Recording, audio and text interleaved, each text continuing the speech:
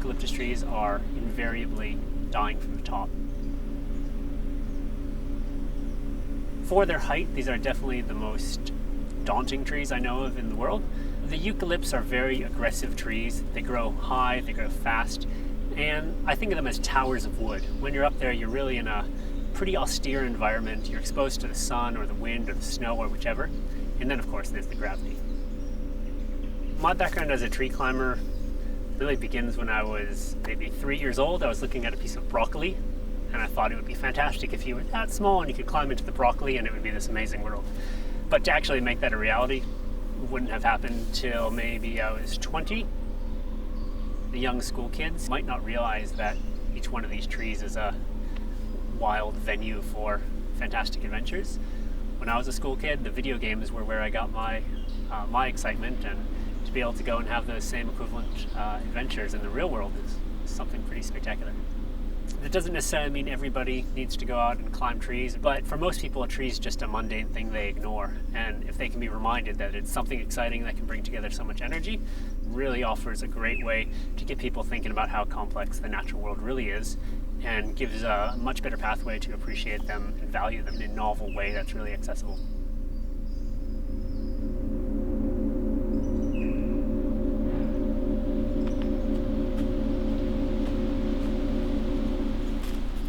Before shooting into a tree, I tend to sit down and spend about 5 or 10 minutes meditating, partially because it helps anticipate where I'm going to shoot, and also because it helps center myself.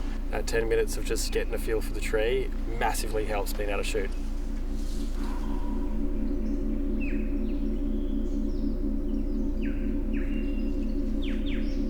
Ha!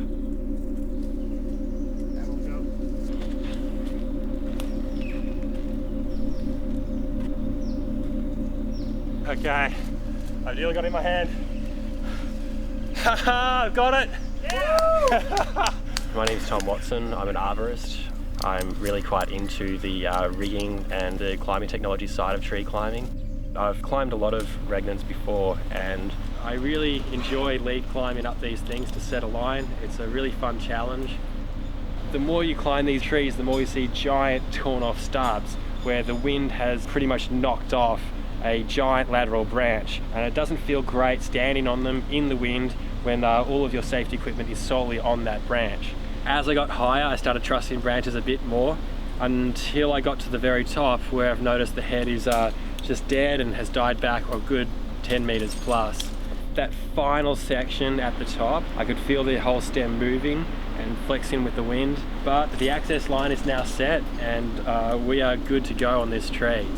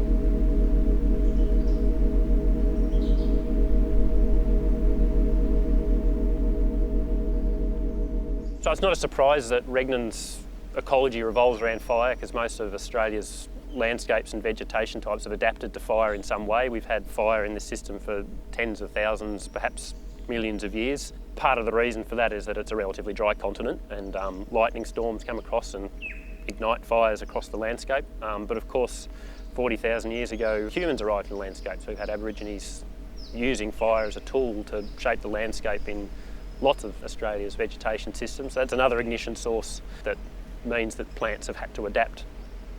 Regnans has this Goldilocks ecology, so that likes just the right amount of fire to persist in the landscape. So if you get too much fire, Regnans can be lost from the system, but if you don't get any fire at all, it can be lost as well. But if you get a particular interval of fire, which is around, say, 80 to 200, 300 years, then that's what Regnans, that's just about the right amount of fire for Regnans. And the way it works is that if you get two fires at a very short interval, say after 20 years, these trees that are growing really, really rapidly to reach the light haven't actually set any seeds yet. So the whole idea that they grow quickly, set seed, and rain the seed down onto the ash bed after a fire doesn't work.